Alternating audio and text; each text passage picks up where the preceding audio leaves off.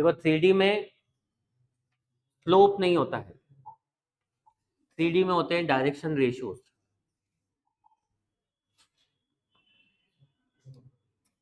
Direction ratios A B C. Suppose अगर तुम्हें 2 points given है लाइन पे, x1 y1 z1 and B point given है x2 y2 z2।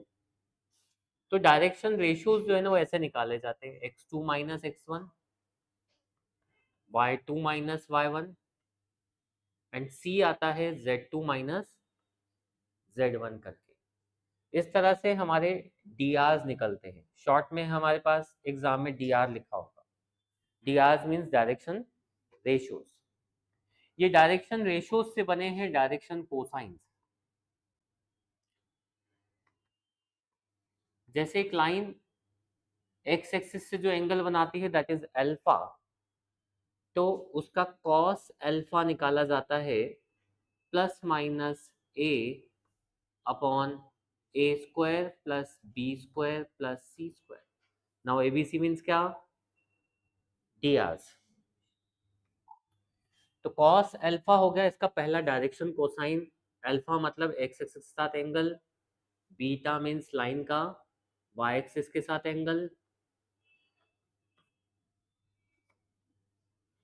And third cos gamma Z axis के साथ angle.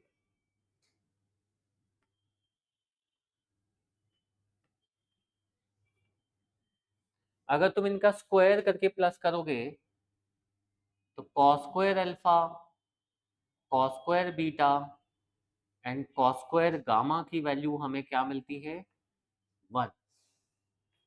लेकिन अगर हम इनको साइन में कन्वर्ट कर दें, यानी कॉस स्क्वायर को लिख दे 1 माइनस साइन स्क्वायर, तो sine square alpha, sine square beta, sine square gamma क्या आता है? 2। यानी ये जो डायरेक्शन कोसाइन जिनको हम बोलते हैं एल एम एन, यानी हमारे पास L square plus M square plus N square की वैल्यू क्या होती है? 1। जैसे अगर कोई लाइन है वो तीनों ही एक्सिस के साथ इक्वल एंगल बनाती है, यानी एक्स एक्सिस वाई एक्सिस और जेड एक्सिस के साथ उसका एंगल क्या है? सेम, तो उनके एलिमेंट भी क्या होंगे?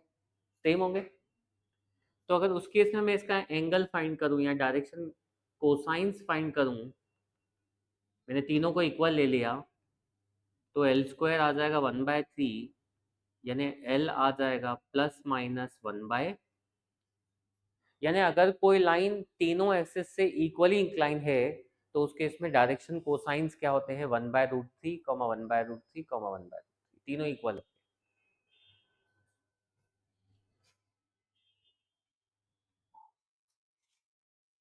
तो ये समझ में आ गया डायरेक्शन कोसाइंस क्या होते हैं हमारे पास। लाइन अगर पैरेलल है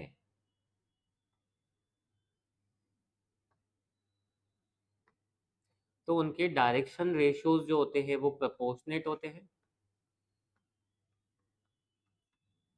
और डायरेक्शन कोसाइंस भी प्रोपोर्शनेट होते हैं।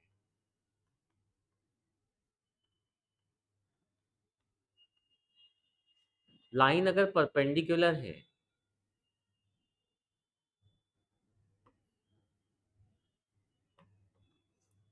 तो a1 a2 plus b1 b2 plus c1 c2 क्या मिलता है हमें?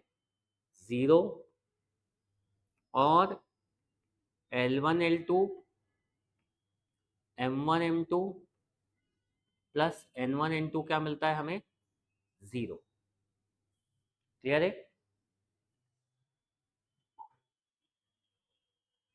एक्स एक्सिस की बात करें अगर हम, तो एक्स एक्सिस पे l क्या होगा? Cos 0 degree. m क्या होगा? Cos 90 degree. और n क्या होगा? Cos 90 degree. क्यों? क्योंकि अगर कोई लाइन, ये जैसे एक्स एक्सिस है हमारे पास, ये वाई एक्सिस है, ये जेड एक्सिस है, लाइन अगर एक्स एक्सिस के पैरेलल है या एक्स एक्सिस पे ही है या एक्सिस खुद है यानी ऐसा, तो उस केस में इसका थीटा एक्स के साथ तो 0 बनेगा, लेकिन बाकी दोनों के साथ कैसा एंगल बनेगा? 90। यानी एक्स एक्सिस के डायरेक्शन कोसाइंस क्या होते हैं हमारे पास? 1 0 0। ऐसे वाई एक्सिस के डायरेक्शन कोसाइंस क्या होंगे? 0 1 0। जेड एक्सिस के डायरेक्शन कोसाइंस क्या होंगे? 0 0 1। क्लियर है? तो 1 1 मार्क में हमसे ये क्वेश्चन भी पूछे जाते हैं, x axis y axis z axis के हमसे डायरेक्शन कोसाइंस पूछ लिए। स्ट्रेट लाइन की इक्वेशंस देखें तो मैं पासिंग पॉइंट गिवन है एंड डायरेक्शन रेशियोज गिवन है। तो जो कार्टेशियन इक्वेशन होती है which is also known as symmetrical form of a line, वो क्या होता है? X minus x one upon A, Y minus Y one upon B, Z minus Z one upon C. इसको one point form of line भी बोलते हैं। अगर इसी का तुम्हें ए बी सी की जगह एलिमेंट गिवन हो तो तुम रेशियो में एलिमेंट भी ले सकते हो, मतलब डायरेक्शन रेशियोज की जगह डायरेक्शन कोसाइंस भी ले सकते हैं। ये इसका कौन सा फॉर्म? Cartesian form. लेकिन अगर तुमसे इसका वेक्टर फॉर्म बोले जिसमें हमारे पास पासिंग पॉइंट वेक्टर गिवन होगा, पासिंग पॉइंट वेक्टर ले लिया हमने आर इक्वल्स टू, उस केस में होता है ए प्लस लैम्डा बी। ए होता है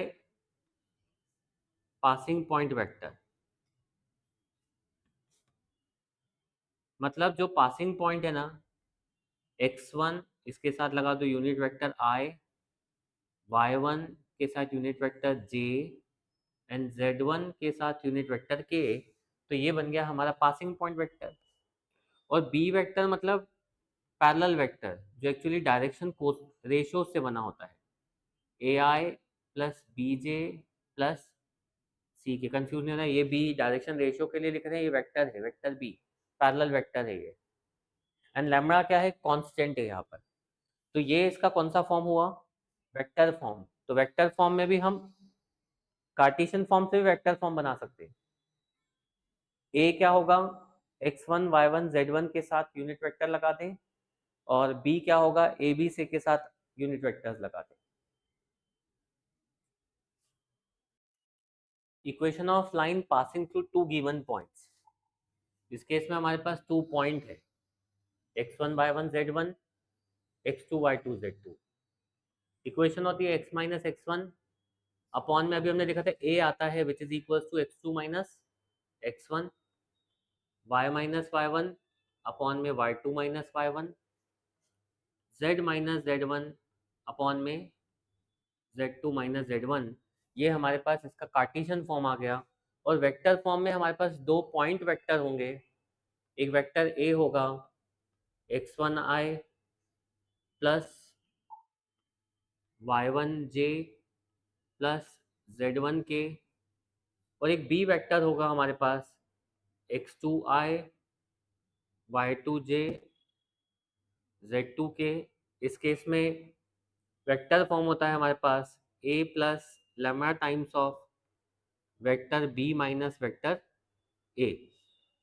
यहाँ हम इनको a1 a2 भी लिख सकते हैं, तो कई बार तुम लोग को ऐसा भी दिखेगा formula a1 plus lambda times of a2 minus a1। तो ये इसका कौन सा फॉर्म हो गया? Cartesian form. और ये बन गया इसका वेक्टर फॉर्म। अब बहुत बार तुम लोगों को कार्टेशियन से वेक्टर में कन्वर्ट करने के लिए देंगे। जैसे हमारे पास एक क्वेश्चन है x minus one by two, y plus two by three and z minus four by five. अब ये कार्टेशियन फॉर्म में इसको वेक्टर में बदलना है, तो पहले इसका पासिंग पॉइंट वेक्टर देखो, इनके अपोजिट साइन लेना। ये i हो जाएगा 1 इंटू आई माइनस टू इंटू जे, अपोजिट साइन लेना है, प्लस 4 इंटू के, और बी वेक्टर 2i जो डिनोमिनेटर में डायरेक्शन रेशियोज लिखे हैं।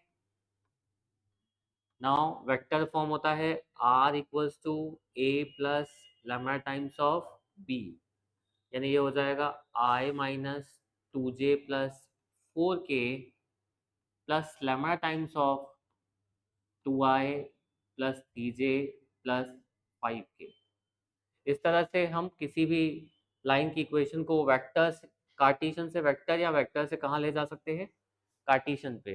वेक्टर टू कार्टेशियन जाना है तो ये हमारे पास x1 y1 z1 हो गए और ये अपॉन के a b c हो गए, समझ गए। तो 1 मार्क में बहुत ही कॉमन क्वेश्चन क्या आता है एग्जाम में हमारे पास कि वेक्टर टू कार्टेशियन और कार्टेशियन टू वेक्टर। इसका एक एडवांटेज ये भी है कि हमें एक ही फॉर्म लर्न करना पड़ेगा। यानी एग्जाम्पल के लिए कि हमें किसने पूछा कि इसका कार्टेशियन, इसका वेक्टर फॉर्म बनाओ, तो हम पहले कार्टेशियन इक्वेशन निकाल के उसको वेक्टर में कन्वर्ट कर लेंगे, ठीक है। एंगल बिटवीन टू लाइंस देखें, हमने दो लाइन का कार्टेशियन फॉर्म लिखा है, x minus x one upon A one, Y minus Y one upon B one, Z minus Z one upon C one. ऐसे ही हमने एक दूसरी लाइन लिखी जिसके direction ratio A two B two C two है। तो एंगल बिटवीन लाइन जो होता है cos theta, A one A two plus B one B two plus C one C two upon में क्या होगा, root A one square plus B one square plus C one square into root A two square plus B two square plus C two square. ये जब Cartesian form में हो, इसका vector form भी पढ़ेंगे हम आगे। If the angle between the line is theta, तो cos theta L1 L2 plus M1 M2 plus N1 N2 करके भी आ सकता है। यानी डायरेक्शन रेशियोज की जगह अगर डायरेक्शन कोसाइंस दिए तो डायरेक्टली ऐसे निकाल सकते हैं, बट अगर रेशियोज दिए तो ये फॉर्मूला लगाना पड़ेगा। कंडीशन ऑफ परपेंडिकुलरिटी देखें तो cos 90 जीरो होगा, यानी परपेंडिकुलर लाइंस के केस में डायरेक्शन कोसाइंस का जो मल्टीप्लिकेशन का सम है वो जीरो आएगा, या डायरेक्शन रेशियोज के मल्टीप्लिकेशन का जो सम है वो भी क्या मिलता है हमें, जीरो। तो ये बहुत इंपॉर्टेंट कंडीशन है, इस पे हमें मैक्सिमम क्वेश्चंस मिलते हैं। यानी a1 a2 plus b1 b2 plus c1 c2, इस केस में क्या मिलेगा हमें, zero.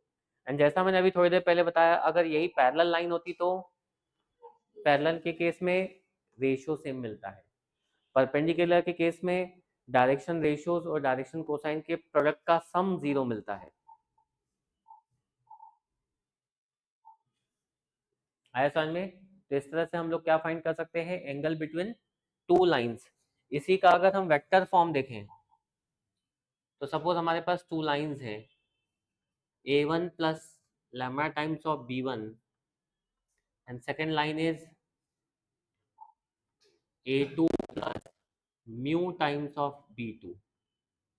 in this case cos theta जो हमारे पास होता है that is b1 dot b2 upon mod of b1 mod of b2। Same formula dot product में यूज कर चुके हैं हम लोग, तो वही फॉर्मूला है जो डॉट प्रोडक्ट में लगाया है। इवन ये फॉर्मूला भी हम लोग डॉट प्रोडक्ट में यूज कर चुके हैं। क्लियर है। Shortest distance between two skew lines, skew line means non parallel lines. हम ऐसी लाइन लें जो नॉन पैरेलल है तो उनके बीच का जो शॉर्टेस्ट परपेंडिकुलर डिस्टेंस होगा वो फाइंड करना है इन कार्टेशियन फॉर्म। तो अभी हमने इसका कौन सा फॉर्म लिया है, कार्टेशियन फॉर्म। तो कार्टेशियन फॉर्म में हमें पता है डिनोमिनेटर में या तो रेशियोज होंगे या डायरेक्शन कोसाइंस होंगे। दोनों ही केस में हम ये फॉर्मूला अप्लाई कर सकते हैं इस तरह का। यानी न्यूमरेटर में हमने क्या लिया है, देखो x2 minus x one, y2 minus Y one, z2 minus z1, and second row में L1 M1 N1, L2 M2 N2, and denominator में M1 M2 minus M2 N1 का whole square, N1 L2 minus L1 N2 का whole square, plus L1 M2 minus L2 M1 का whole square. ये formula जो है confusing है, क्यों, क्योंकि हम लोग क्या यूज कर रहे हैं, कार्टेशियन फॉर्म। लेकिन हम इसका कार्टेशियन फॉर्म कभी यूज नहीं करेंगे। कार्टेशियन फॉर्म की जगह हम लाइन को जब भी गिवन होंगी वेक्टर फॉर्म में बदल के, और हम शॉर्टेस्ट डिस्टेंस का कौन सा फॉर्मूला लगाएंगे, इसका वेक्टर फॉर्म। तो हम वेक्टर फॉर्म देखते हैं। कार्टेशियन फॉर्म बस ध्यान रखो कि ऐसा होता है, लेकिन इसको अप्लाई नहीं करना कभी भी। वेक्टर फॉर्म में देखो हमारे पास टू वेक्टर्स हैं, इक्वेशन ऑफ लाइन गिवन है लेकिन in terms of vectors, a1 plus lambda times of b2 और r2 क्या है, a2 plus lambda times of b2। तो shortage distance between both the vector क्या होता है हमारे पास, बोथ द लाइंस क्या होता है, पहले आता है हमारे पास b1 क्रॉस b2, यानी b1 b2 का क्रॉस प्रोडक्ट निकालना, dot a2 minus a1 upon में लेना है हमें mod of b1 cross b2, और ये होल मॉड, ये जो मॉड है ये पॉजिटिव नेगेटिव को पॉजिटिव बनाने के लिए, क्योंकि डिस्टेंस है, डिस्टेंस को हम नेगेटिव नहीं लेंगे, तो ये बाहर वाला जो मॉड्यूलस दिख रहा है नेगेटिव साइन को पॉजिटिव बनाएगा, लेकिन ये मैग्नीट्यूड वेक्टर वाला मैग्नीट्यूड आए, तो हम वेक्टर फॉर्म यूज करेंगे instead of Cartesian form, easy है ये। देखो अगर तुम्हें ये बोला है कि show that the lines are intersecting, तो लाइन को इंटरसेक्टिंग शो करने के लिए हमें उनका शॉर्टेज डिस्टेंस निकालना होता है, और अगर शॉर्टेज डिस्टेंस 0 आ गया दैट मीन्स लाइंस क्या है, इंटरसेक्टिंग। इन शॉर्ट उस केस में ये जो न्यूमरेटर वाला पार्ट है ना ये 0 आएगा, यानी अगर लाइन इंटरसेक्टिंग है तो b1 cross b2 dot a2 minus a1 की वैल्यू हमारे पास क्या आती है, 0। या हो सकता है इवन b1 क्रॉस b2 ही 0 आ जाए, पर b1 क्रॉस b2 0 आने का मतलब लाइन पैरेलल है, लेकिन अगर ये पूरा का पूरा 0 आ गया मतलब लाइन इंटरसेक्टिंग है। अब एग्जाम में इसी तरह से तुम लोगों को बोल सकते हैं कि पैरेलल लाइन के बीच का डिस्टेंस फाइंड करो, अब उसमें गिवन नहीं होगा कि लाइंस आर पैरेलल, तुम्हें आइडेंटिफाई करना है।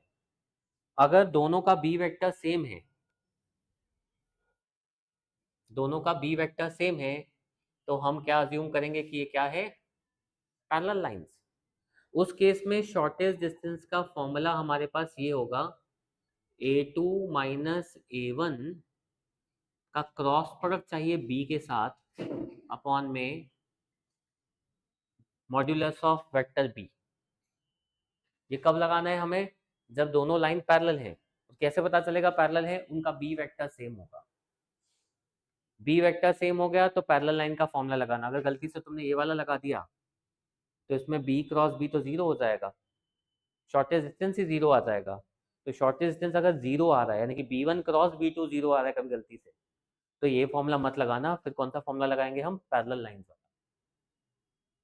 क्लियर है?